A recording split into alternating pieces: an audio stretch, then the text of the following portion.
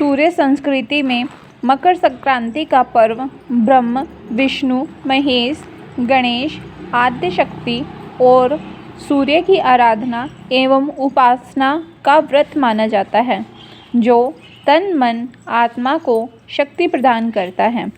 संत महर्षियों के अनुसार इसके प्रभाव से प्राणी की आत्मा शुद्ध हो जाती है, संकल्प शक्ति बढ़ जाती है, ज्ञान तंतु विकसित होते हैं। मकर संक्रांति इसी चेतना को विकसित करने वाला पर्व है। यह संपूर्ण भारतवर्ष में किसी न किसी रूप में आयोजित होता है। विष्णु धर्मसूत्र में कहा गया है कि पितरों की आत्मा की शांति के लिए एवं स्वास्थ्यवर्धन और सर्व कल्याण के लिए तिल के 6 प्रयोग पुण्यदायक और फलदायक होते हैं।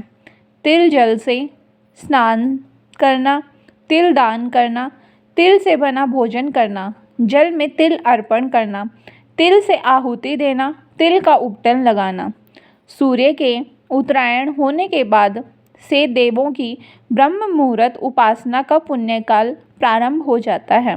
इस काल को ही परा अपरा विद्या की प्राप्ति का काल कहा जाता है।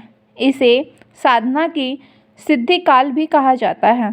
इस काल में देव प्रतिष्ठा, गृह निर्माण, यज्ञ कर्म आदि पुनित कर्म किए जाते हैं।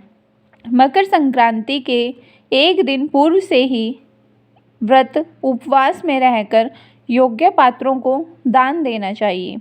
रामायण काल में भारतीय संस्कृति में दैनिक सूर्य पूजा का प्रचलन चला आ रहा है। राम कथा में मर्यादा पुरुषोत्तम श्री राम द्वारा नित्य सूर्य पूजा का उल्लेख मिलता है।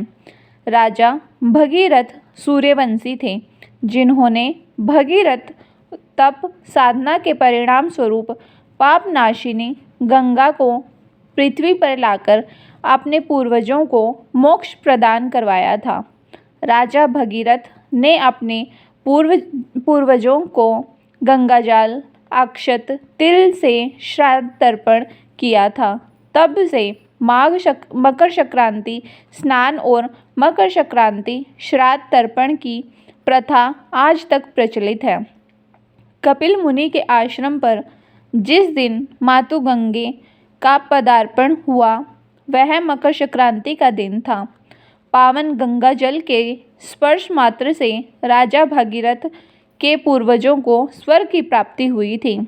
कपिल मुनि ने वरदान देते हुए कहा था, मातु गंगे त्रिकाल तक जन जन का पाप हरिणी करेंगी और भक्त जनों की 7 पीढ़ियों को मुक्ति एवं मोक्ष प्रदान करेंगी।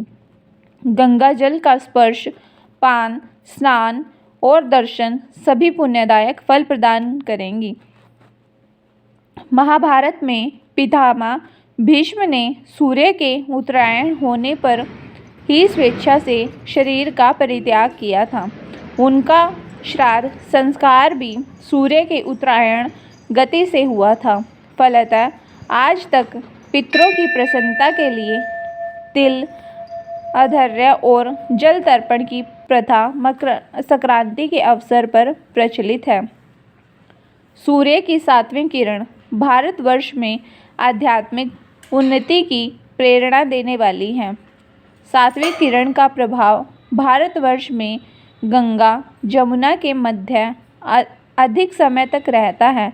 इस भौगोलिक स्थिति के कारण ही हरिद्वार और प्रयाग में माघ मेला अर्थात मकर संक्रांति या पूर्ण कुंभ तथा अर्ध कुंभ के विशेष उत्सव का आयोजन